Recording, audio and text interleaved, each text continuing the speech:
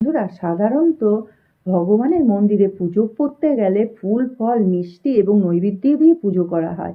আমি যদি বলি না, ভারতবর্ষে এমন এক মন্দির আছে যেখানে বাবাকে পুজো দেওয়া হয় জীবন্ত কাঁকড়া দিয়ে। হ্যাঁ, আমি কথা বলছি সুরাটে অবস্থিত রামনাথ খেলা মন্দিরের কথা, যেখানে মনস্কামনা পূর্ণ হলে জীবন্ত কাঁকড়া দিয়ে পুজো করা হয়।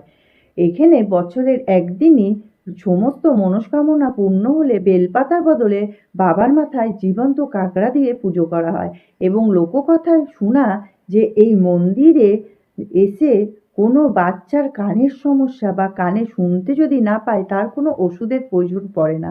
বাবা তার কান এমনিই ভালো হয়ে যায়।